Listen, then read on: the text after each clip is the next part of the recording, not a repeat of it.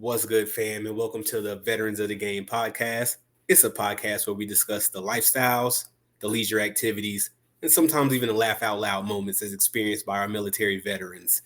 I'm your host, Army Chief Warrant Officer Maine G, and today we have a very special guest for you. It's going to be retired Marine Corps Gunnery Sergeant, Mr. Ronel S. Gatlin. How you doing, fam? I am great. How are you, brother? I'm doing all right, man. I'm doing all right.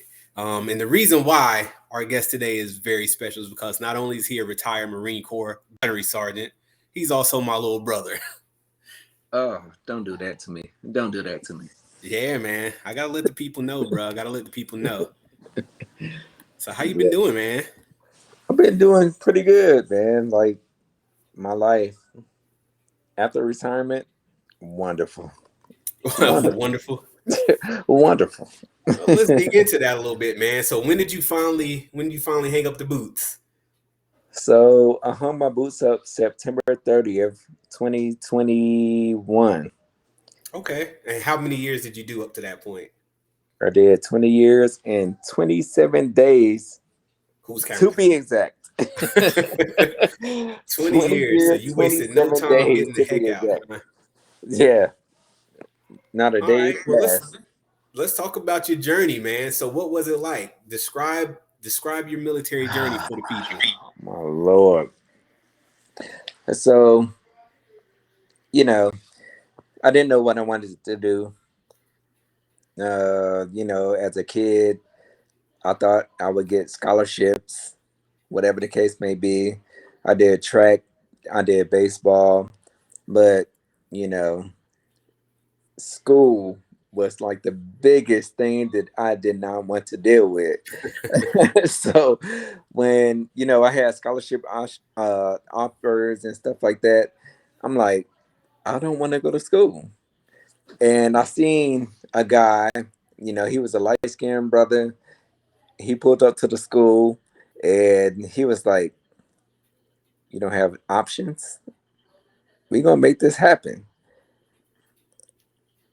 And I seen the uniform, I seen the dress blues, I seen the red stripe. I was like, oh my goodness, that looks, that looks kind of sexy. Let's Said he like, was looking clean, huh? yeah, he was looking clean.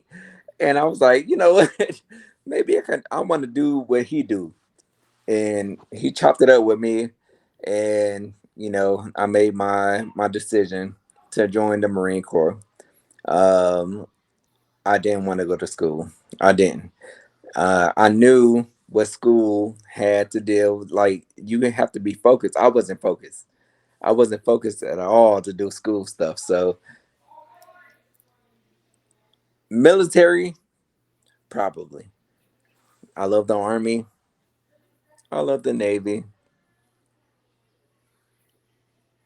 Marine Corps, Marine and Corps. that's I what. hear you, man. I hear you. And you know what, man? To be honest, I was kind of caught up in that too, right? I took a semester off when we graduated. When I graduated high school, and I joined the workforce, and I saw what it was like to be a Facts. civilian for a few years, a young civilian, not really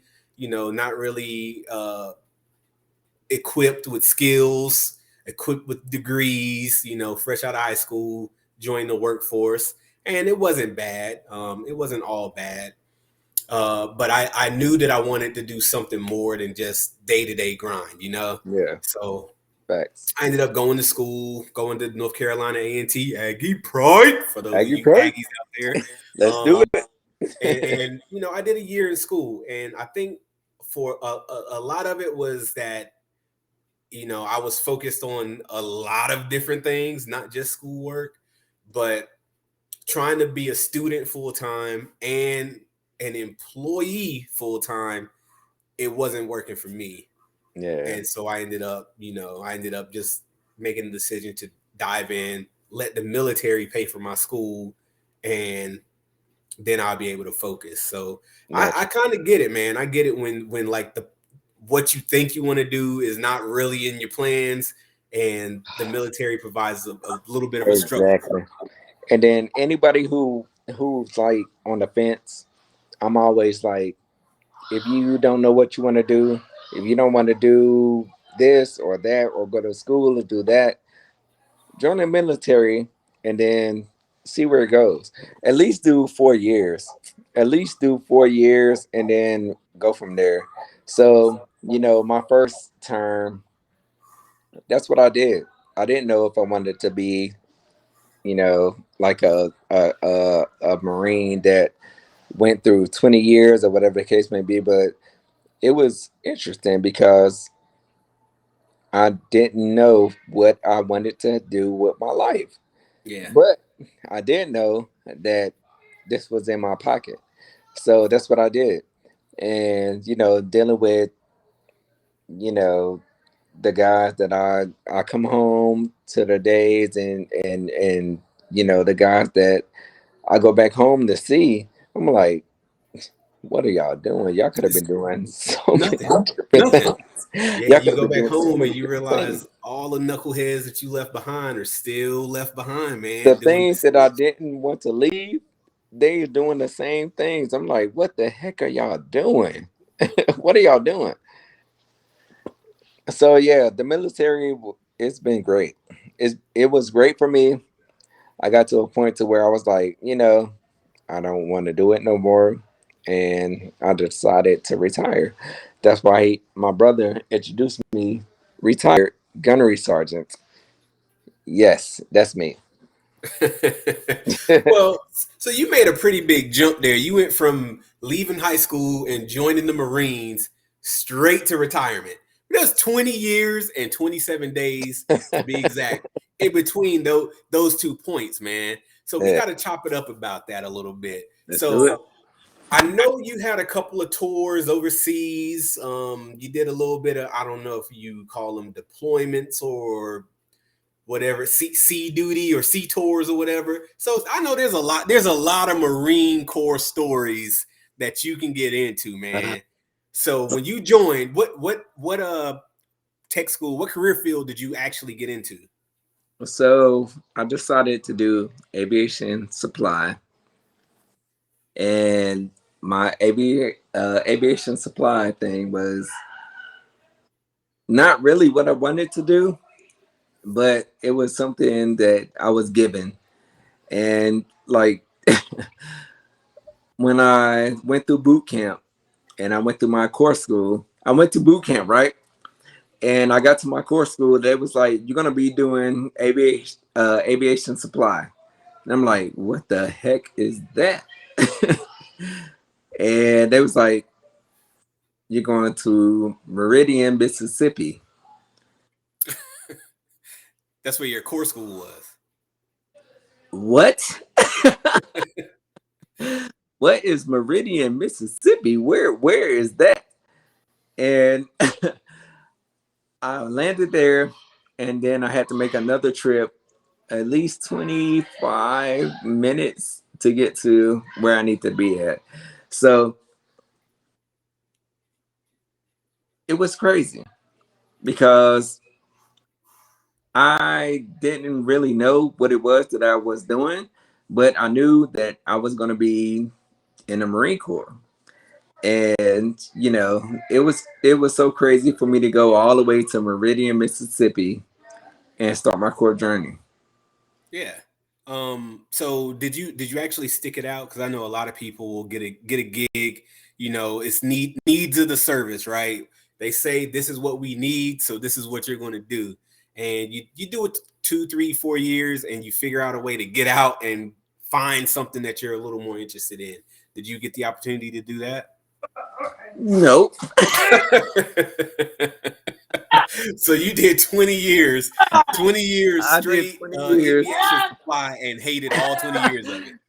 So let me say it. So I had options to not continue the aviation field, but it was fun. It was real fun. It was real easy. So why would I do something else? That I didn't understand, to do something that I don't like want to do. If that makes any sense, like I love the aviation field. I love it. Um, you know, I have the opportunity to do what it is that I really want to do. And I did that.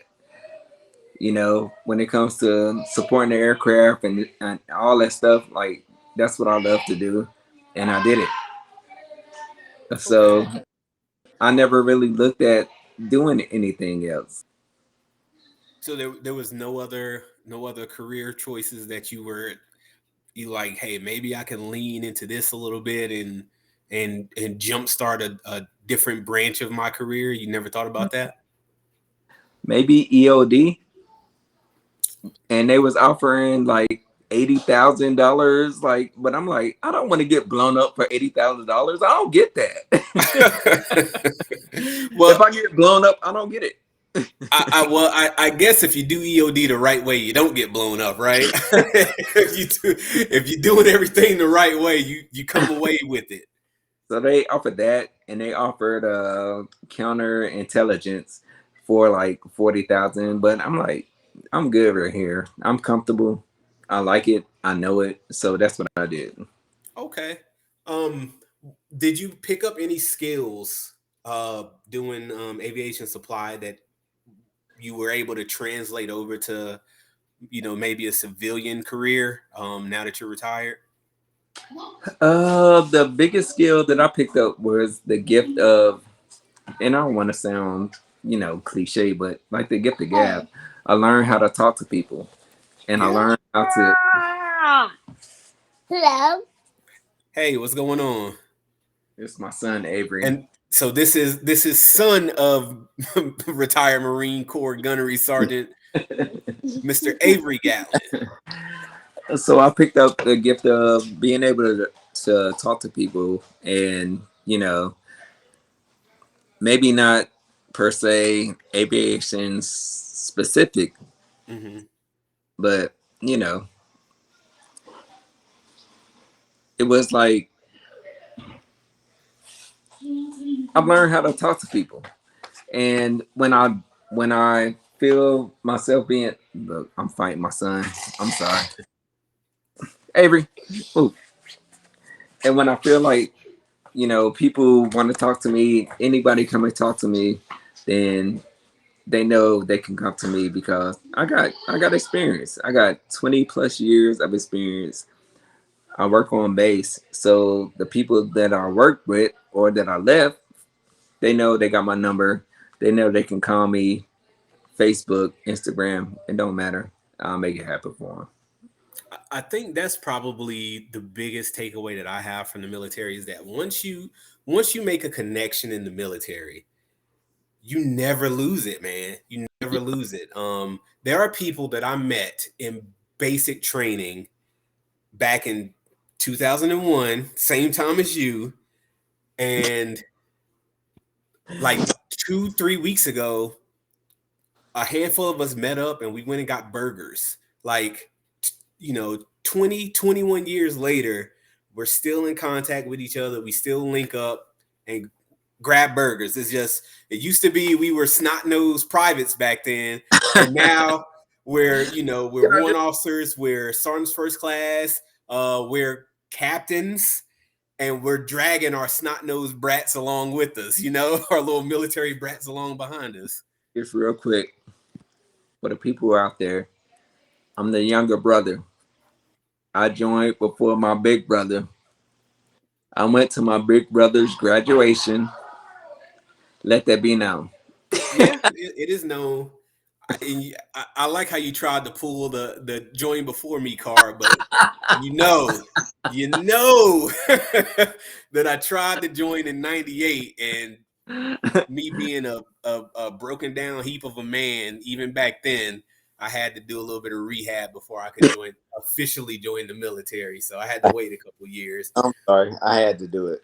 But it was very interesting because two brothers really halfway across the country from each other, and the most communication that I had with anybody was writing letters back and forth to each other in boot camp because we were doing the same thing at the same time.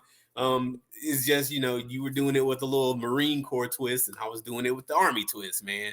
But it was pretty fun because, as much as people like to say that the Marines and the Army are so different, at the very, very foundation in basic training or boot camp, we're doing the same stuff, man. We're doing the Exactly. exact same stuff. And then anybody that I have conversations with, I'm like, we all in the same cause. Marines, Army, Navy, Coast Guard, Air Force, it don't matter. We all fight the same cause.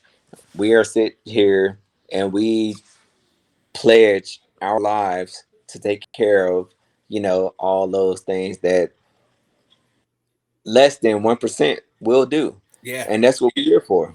That's what we're here for. Yeah, I agree. And, like any other family, sometimes you pick on your brothers and sisters, but at the end of the day, nobody else is going to pick on the family. And Exactly. and that's Yes. that's that's how I Yes. like to look at it. Exactly. Especially getting these joint assignments when you actually have your your brothers and sisters there side by side every day that you can pick on. But Naturally. at the end of the day, man, we're all fighting for the same mission. We're all supporting the same constitution, and we all salute the same flag at the end of the day. Yes, sir. That's Yes. what's up, man. I love So it. let me talk to you a little bit about your travels, because I know a lot of people, when they join the military because they want to see the world. Did Yes. you get any opportunities to see the world as a Marine? Did I? Let me see. So I was in North Carolina, my first, uh, enlistment. I went to Japan. I went to Japan for a year. Japan, I went back to North Carolina. North Carolina, I went back to North Carolina. I went and deployed to Iraq. When I was in Iraq, I went to Shannon, Ireland. So that was Ireland. Did you actually get a chance to go out? Like, I've been through Shannon, Ireland, the airport, but I never saw Shannon, Ireland. You want like I was in Ireland. We ain't gonna talk about that. I didn't get the venture, but I was in Ireland. Okay, okay. I because if you tell me that you don't want to talk about it, that tells me that we really need to talk about it, fam. So I was in Shannon, Ireland, and then obviously Iraq. From there, Iraq went back to North Carolina. I've been in Yuma. Yuma is Arizona. I was in Arizona. I've been to Oklahoma. I've been all over the man, world, man. I didn't I've been realize you've been to so many different places. I knew North Carolina. I remember you were in Japan for a little while. yeah. Um, I knew Virginia, and I knew Yuma. It completely passed over me that you spent time in Oklahoma. In Oklahoma. I was there for 8 weeks going through a hazmat course. Oh, okay. So it was just for training. You weren't stationed there. Training. Yeah. Okay. That's good, man. Hey, we need some hazmat out here in Texas, man. You still got your certifications? Well, I just got to re up on that certification, but resume. Hi, Daddy. Well, so out of all the travel that you did, which unit, which station did you get the most out of? Oh my goodness. I was at Miles 12 in Iwakuni, Japan. Yeah. I promise you, that's the reason why I stayed in the military. I had so much fun. It was stupendous. I met my wife there too, by the way. So Okay. I had such a great time. I knew a whole bunch of people that was already out there. So when I landed out there, they took me under their wings. It was glorious. Glorious. Had a Well, that's good, man. That's good. You know what? I don't want this to be the only episode that we do together. I think we need to start a series, and we need to talk about just the different things that we experienced on our travels. yes. Yes, yes, yes. Okay. All right. Well, is there anything else that you wanted to kind of talk about as far as your actual military career is concerned? Well, my biggest thing to talk about is, don't let other people's experiences dictate what it is that you do with your life. I've been retired, obviously, for almost 9 months. And the thing that I talk to, the guys that I know is like, how did you do it? Patience, understanding what your purpose is. Um, I knew I wasn't like the top notch student. I knew I wasn't going to be that guy. But the one thing that I did know is that I had leadership, you know, traits. I had leadership traits from a young age. Daddy, put it at the table. And then I got a son who definitely he's a leader. Hey, you were talking about having patience. I He's have testing. patience. Exactly. So don't allow other people's experiences to dictate your own. Um, things get rough. Things get rough. Things get tough. But if you have your mindset to what you want to do and your goals in life, then don't let anybody or anything deflect you from that. You know, and that's what I had to learn late in my career, because early in my career I was a doer. I was a You say you doer. were a doer? Yes, I was a Okay. doer. Yeah. I was a What does that doer. mean?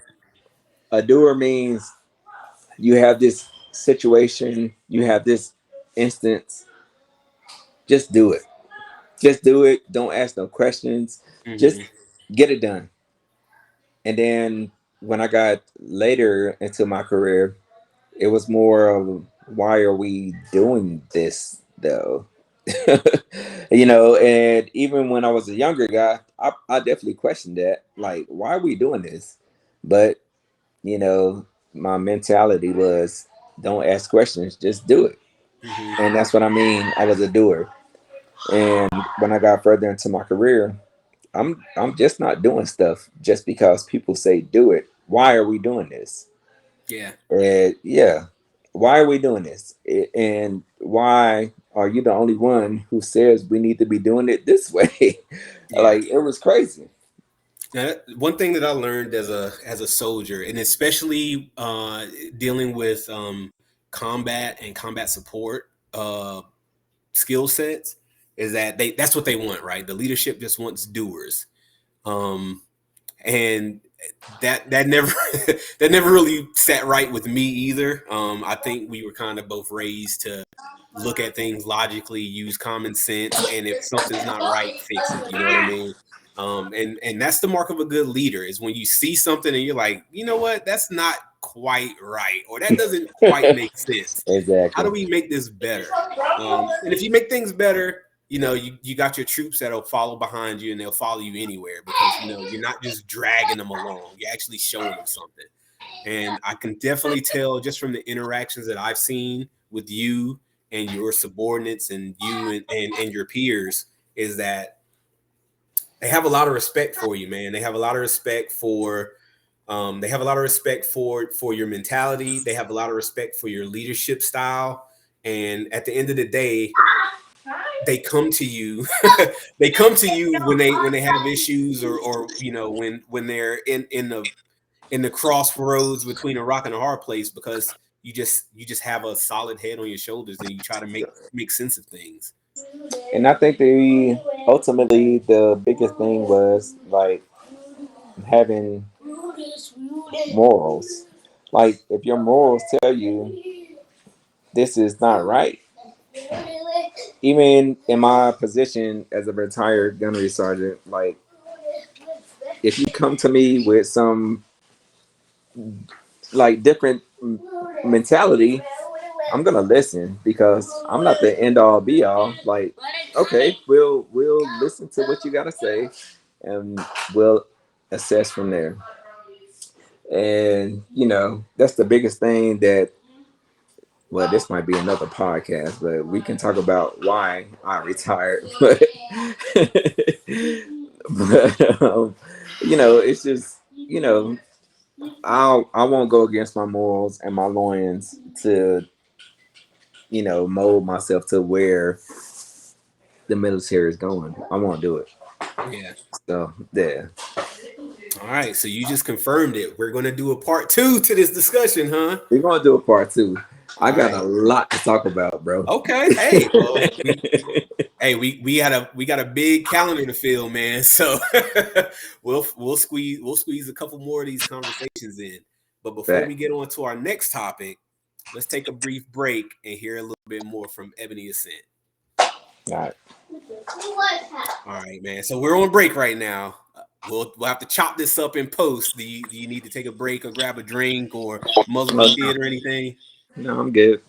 All right. All right. Well, I'll bring us back. You ready? Yep, let's do it. All right. Welcome back to the podcast. We're still on air with retired Marine Corps Gunnery Sergeant Ronel as Gatlin. That's me. He left us with some words of wisdom before the break. And so now I want to get into something a little more personal. We kind of talked about your professional history. So let's talk a little bit more about what you're doing now. What are the types of things that you're passionate about now that you've hung up the boots? Ah, man. So right now I'm still doing aviation logistics. I'm still working on base here in SoCal. Oh, so you are now one of the dirty government civilians.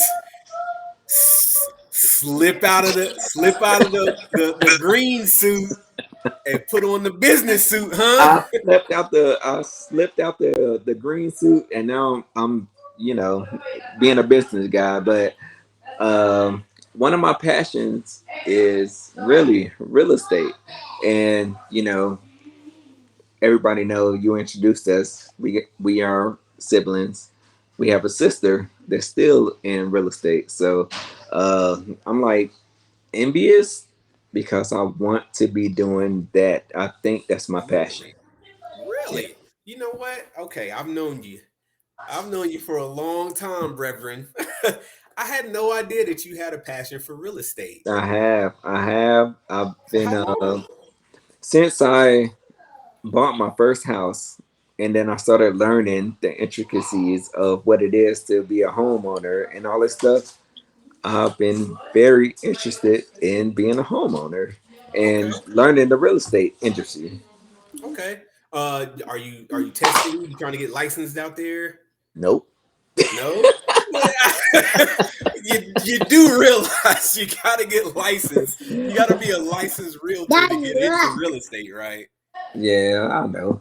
But I haven't did that because, like I said, I've been falling. What is that? Nothing. Eat your brownie.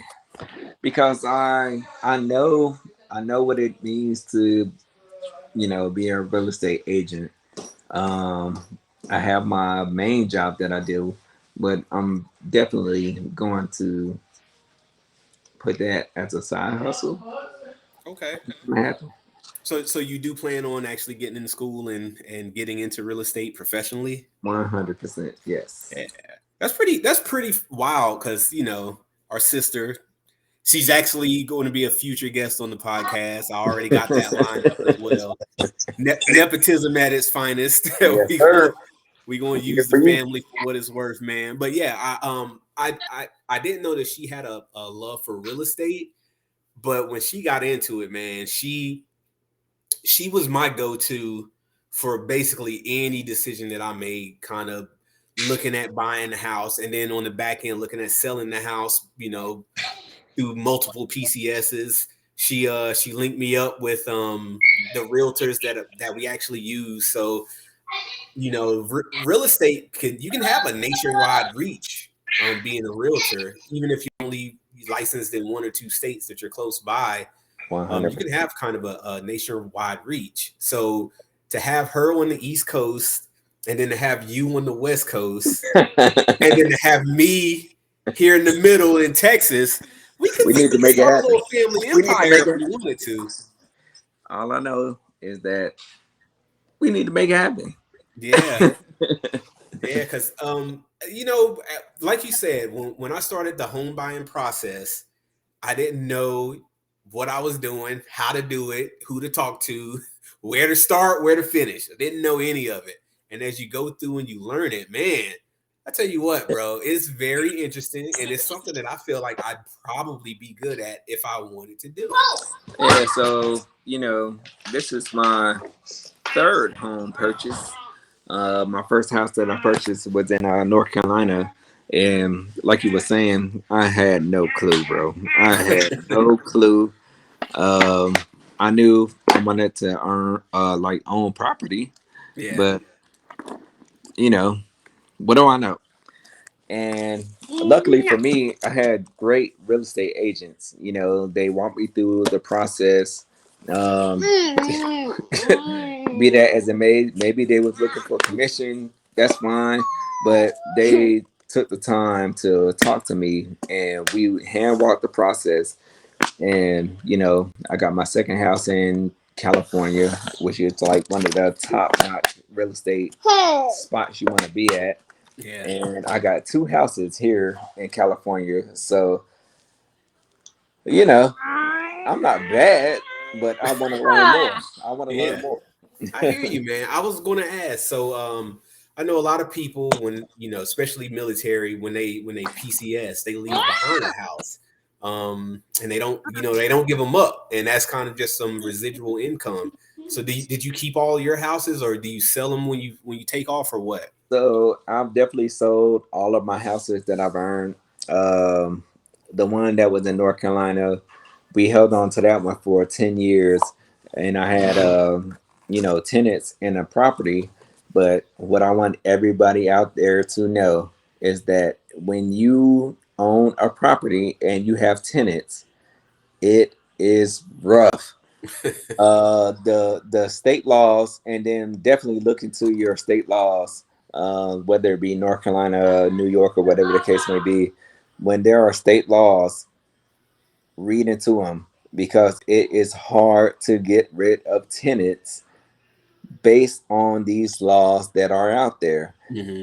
So, luckily for me, I was blessed to be able to, get my tenants in. They were military as well, and when I did my contracts for the property management, they was able to get them out my house, and I was able to, take care of whatever needed to be taken care of.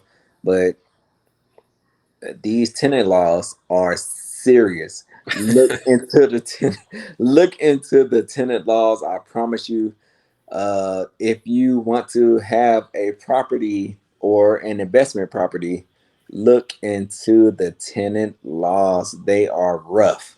I'm glad you say that because right now I'm looking at buying a house here in Texas. Okay. We're going to live in the house for at least the next 2 years until I actually retire. And then the plan is wherever retirement takes me, I want to keep this house in Texas because one, Texas is a very homeowner friendly state. Yeah. Um, your property taxes are super high, but really that's about it. Is the property taxes are the issue. Um, but there's I'm once again a novice when it comes to being a landlord as opposed to just a homeowner. So this might have to be episode 3. Don't leave that house behind. Episode 3. If I could tell you anything that I know from being a property owner, look into the laws of getting rid of tenants. Oh, all right. I'm sorry. Let me not say getting rid of tenants. All right. I want to say look into the tenant laws and ensuring that whenever you sign a contract for somebody who is renting your property, know the ins and outs of what that means. Okay. Because, when you sign that contract and they're going to sign a contract, the law is on your tenant side and not the owners. I promise you that. I look into it. I learned that firsthand. So how many tenants did you have? Because you had the house for 10 years Yes. and you, I'm assuming you only had military tenants in and out of the house. No, not the Okay. case. So the first tenants that I had was military, and they were great. The second tenants that I had were not military. They were great. The last tenants that I had were the worst. They were terrible. They had pets. They did the pet. Yeah, that's a They big did the thing pet too. deposit. Um, the cats were ripping down screens. They was peeing on the floor. They was causing bows in my laminate. It was rough. They left a hot mess behind. And then when I dealt with my property managers, they were the ones that instructed me like, this is what we can do. This is what we can't do. And I was like, interesting. Yeah, And that's when I started teaching myself the laws and the rules of being a property manager. yeah. Well, so even at the end of your third set of tenants, uh, was it at least lucrative for you? Were you able to actually make money on renting out the house? Because that's another thing. Sometimes you just kind of, between the rent that you charge and then the homeowner's insurance, the home warranty, and then the property manager's fees, you Yeah. might just be breaking even for 10 years, which is not a bad thing, but you kind of want to be a landlord to make money, right? Yeah, exactly. And then for my cause, unfortunately, I was taking losses from day one to where, we started renting out the property because in North Carolina, in the area that I was in, my mortgage was 930. So based on North Carolina law, I can charge rent higher than that unless I had, substantial evidence to boost that up. Hmm. And when it comes to renting properties, and like I said, bro, this is gonna be we are going to triple. We're gonna do this multiple times. When it comes to buying property, you will pay your rent, and then your mortgage or your taxes is going to be included into that. So my mortgage, all inclusive, was like 1250. I couldn't charge my renters or the tenants more than 930 because that's the mortgage. Yeah. And when you look into the state laws, look into that stuff. So I was taking a $280 loss Every month. every Mm, month. mm. I was taking a $280, and even when I looked into, when the property value started increasing by law, I couldn't do it. You couldn't even boost it to make the rent in line with the market because your mortgage stayed at 930 even though values went up. And I can't make my tenants pay my losses because I wanted to do that. So, it's interesting, and I'm looking forward to having multiple conversations. I'm looking forward to having multiple conversations about real estate and stuff. Move, boy, move. Get your Yeah, get your cousin. Get him. his, Go sit with her. his game I'm time looking now. It's forward to game having time for more Avery. conversations with you guys about this because it is important to know that like a lot of people feel as though if I get real estate here, real estate there, there's a whole bunch of things that comes into account about that. Like you got to think about property tax, you got to think about luxury tax, you got to think about all these things. And as a first time home owner in 2010, I learned it, and I refuse. I refuse to be behind the power curve. I Yeah. refuse to be behind the power curve. Yeah, and that's a pretty big, pretty important topic for a lot of military families is dealing with buying a home and then knowing in 2, 3, maybe 4 years you got to be out of there, man. You got to PCS to someplace else. Some of the bigger installations you might be able to transfer intrapost or whatever, but you know is it even worth it for a lot of people to buy a home knowing that you're going to be gone in another 2 or 3 years? So yeah, it's a very big topic, and this might be one where the three of us sits down and have that discussion, because we do have a licensed North Carolina realtor at our disposal, and she could break it down for us, man, because she's on top of the game. I will say yes, but I'm not a licensed guy, but yes, do Yeah. it. So Yep. we need to do that, man. So besides getting into real estate, what else, man? What else is keeping you occupied and keeping you busy? Usually I'll just sit up here, run around with the kids. I had a pool built into my house, and they enjoy that. My biggest thing with being a retiree was not worrying about anything. Yeah. I worry about stuff, obviously, like I have bills to pay and stuff like that, but I'm just trying to chill. And I've been enjoying that. You know, my little job that I got, it pays the bills. My retirement and my disability pays the bills. Like, Yes, sir. I don't need to work. You I get that really don't need to work. you get that 100%. You get that I'm hundo. 90. I'm at 90, but I'm still working. 90. Oh man. Hey, I'm does still that working. 90? Does Look, that look, 90? I don't know how it hold works in on, Cali. bro. My side hurt. That's it. your neck and your back. Does that 90% cut into your mortgage though? Because here in Texas, that 90% will get you a nice little chunk off of your property taxes on your mortgage. that Is that the 90, same in Cali? yeah, that 90%. I've been fine. Yeah. I've been fine with that. Especially with my retirement plus the 90.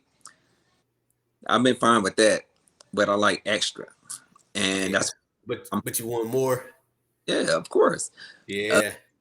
until I'm debt free, I'll work. But the disability and the my retirement, that helps. That Okay. So on top of your words of wisdom from earlier, you think if you join the military, you do more than 4, you need to retire. You need to make it to the end. it's this is what I'll say. Do at least 4. At least 4. Do at least 4, and then go from there. All right. The military is not for everybody, and I understand that. Um, and then situations will dictate. For me personally, I wasn't planning on doing more than 4 years, but then in Japan, I met the love of my life, and I wanted to start a family in case maybe from there. And, my family dictated that I would be doing more than about 4 years or 8 years or 12 years. Mm-hmm. Um, you know, to each his own, to each his own. Yeah. And it all depends on what you want to do in life. It's real easy to say, you know, I'm a Marine or I'm an Army guy or a Navy, whatever, and you're doing what you do and you hate life, and you want to give it up. That's fine, but you need to look into yourself and say, was this what I was trying to accomplish in life? Yeah. And in 4 years, if that wasn't what you was trying to accomplish, do another 4 years. And then in 8 years, you're like, I accomplished it. Cool. Nobody's gonna look at you side eye because you did, 4 years or 8 years or 12 years. I've never looked at anybody that I served with and they got out before 20 years or they didn't retire. I've never looked at anybody and was like, why didn't you do 20 years? Like you a sellout, you this, you're that. No, you got your own. You walk your own path. You Yeah. walk your own path. And who am I as, Ronel Gatlin to judge XYZ? Like, who am I? And so anybody that I talk to, um, even prior to doing, 4 years or 8 years, I'm like,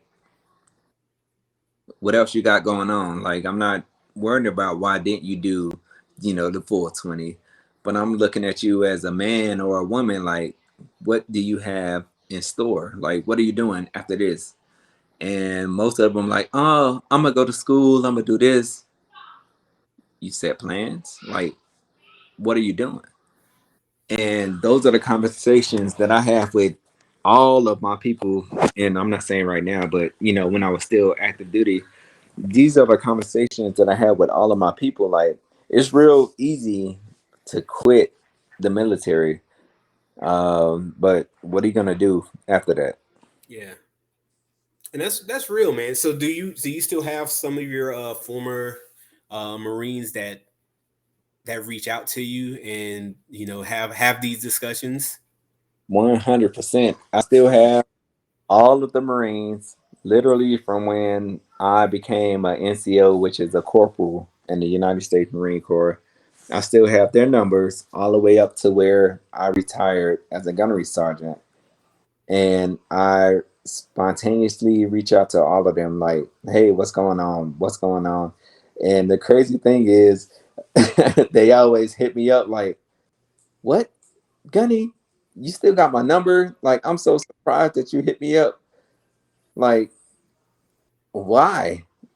And it's because that's what I do. That's one thing that I built myself on is like, it's more than me. And it's about taking care of my, as I call them, my kids. I take care of Yeah. my kids. And, I want to know if they're doing good. I want to know if they're struggling. I want to know all of these things. That way I can reach out and help them out. Yeah. And I know for some people retiring is easy. You hit that point and it's like I'm done. I got nothing left to give and the military has nothing left to give to me. And it's easy to walk away. But for me, I think that I'm going to be kind of torn. Like I know I'm done with the army, but I have a connection with the soldiers, and that's going to be very, very difficult for me to Yeah. walk away from. Yes. Um, I have been to weddings. I have been in weddings. I have promoted Yep. soldiers. I have re-enlisted soldiers. I've had soldiers come stay over at the house, had soldiers come over for, holidays.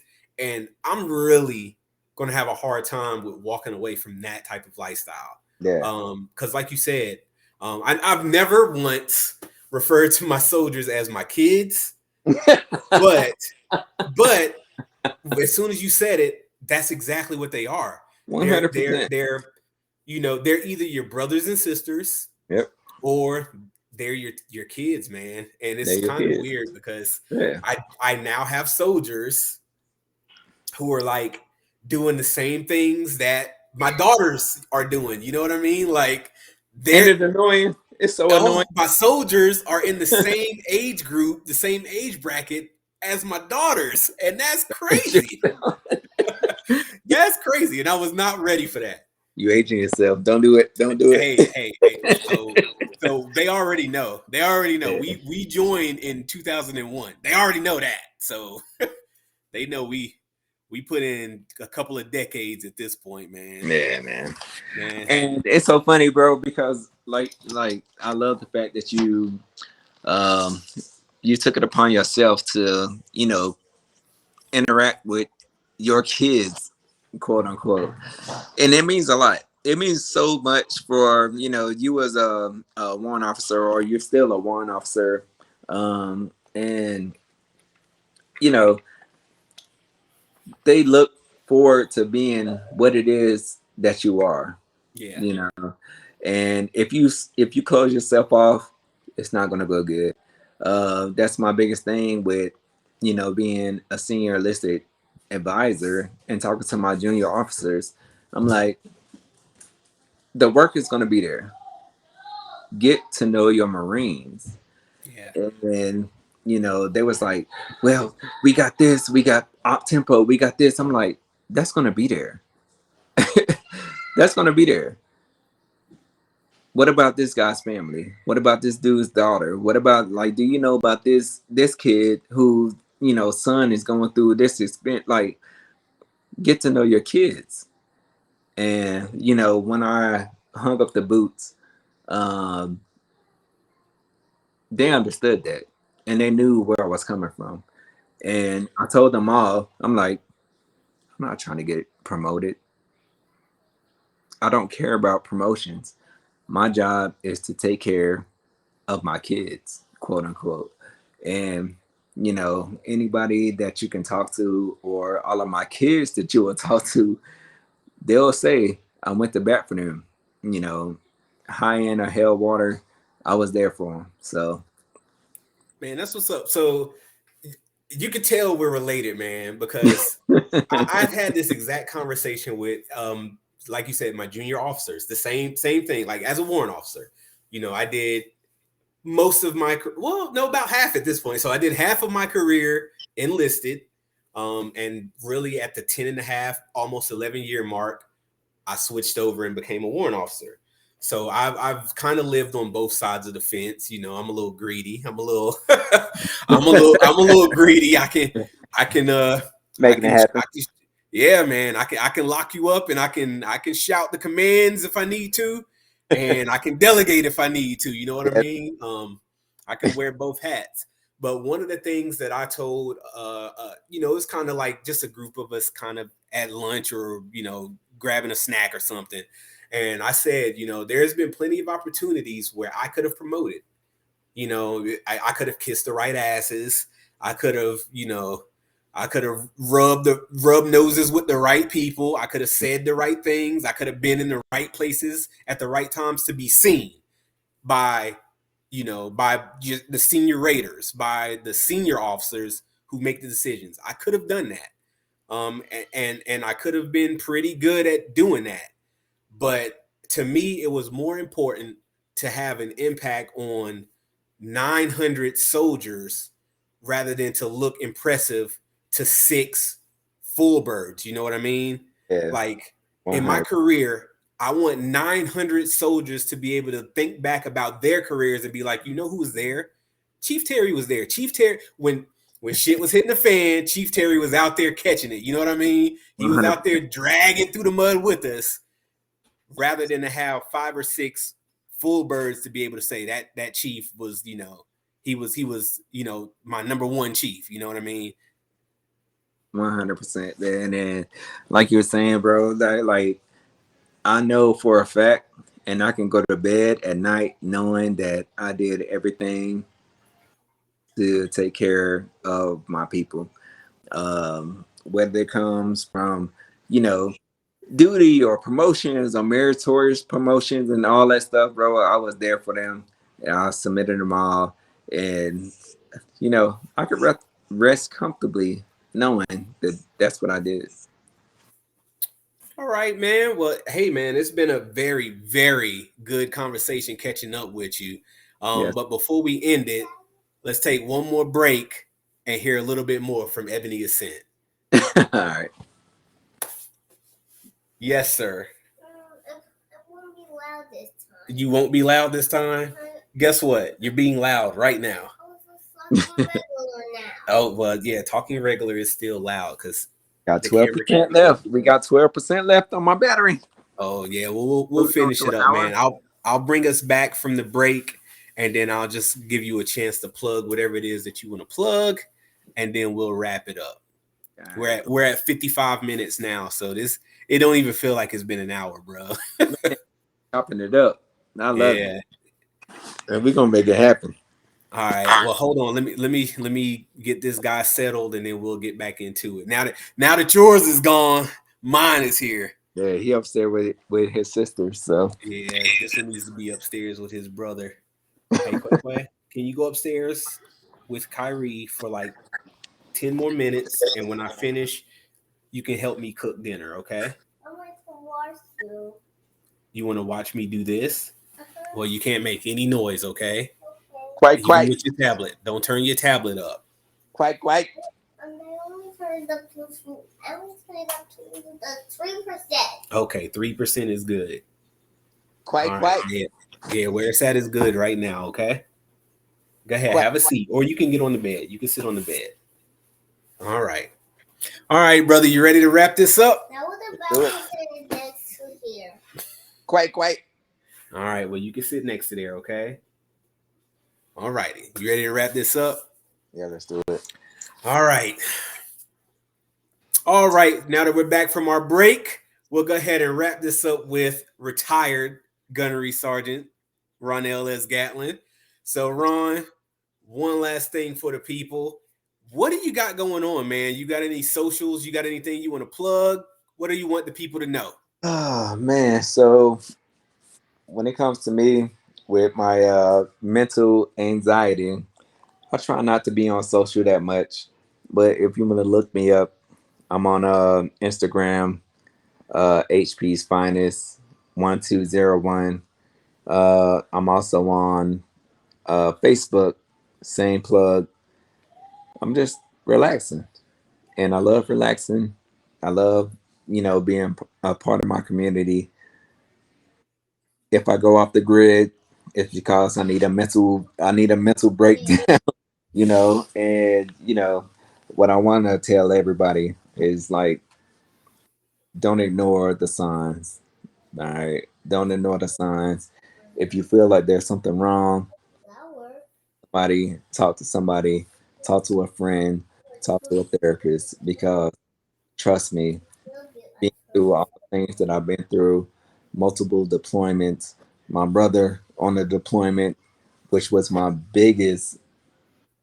I don't even think you know this, man, but your issue was like my biggest issue, and dealing with that and talking to people about that, like, Well, let's clarify what is the issue that you're talking about.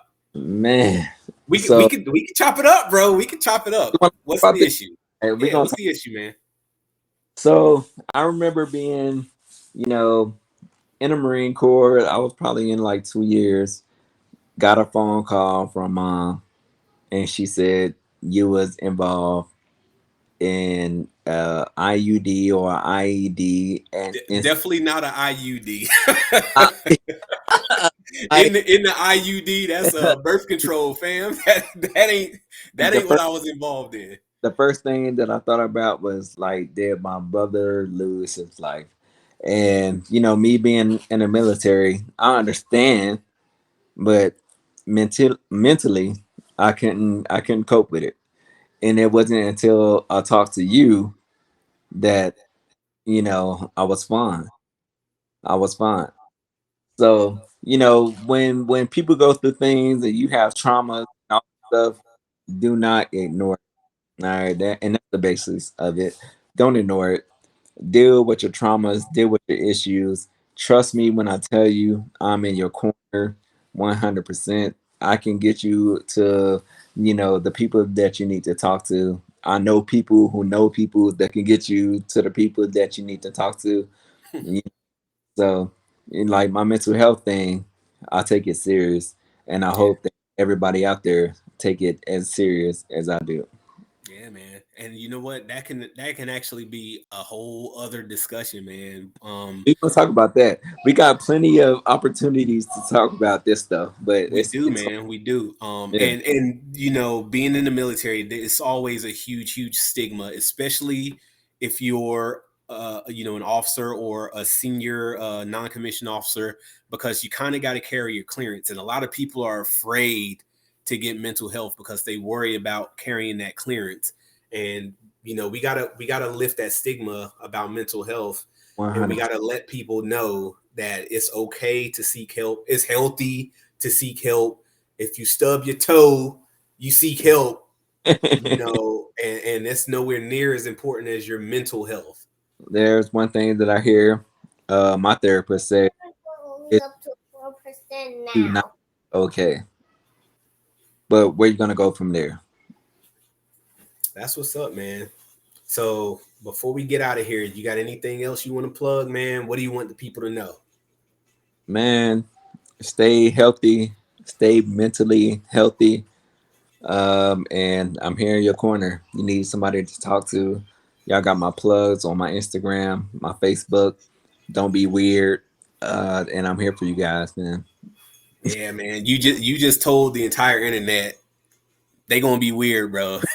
you just open up your DMs for the weirdness, man. Don't It's be weird going down. here. It's going down. All right, ladies and gentlemen. Well, that concludes our episode, our first ever episode of Veterans of the Game podcast. Sir, Thank you, brother. Thank you, love you, bro. retired Marine Corps Gunnery Sergeant Ronel S. Gatlin, and I will emphasize that retired every time. Next time we get on, you need to have the RET in front or in back of your name. RET. Period. That's me. Period. Throw it on there, man. So yeah, thank you for chopping it up with me, man. This is I swear this didn't even feel like an hour-long conversation, and we don't catch up enough. We do not get the chance to catch up enough, man.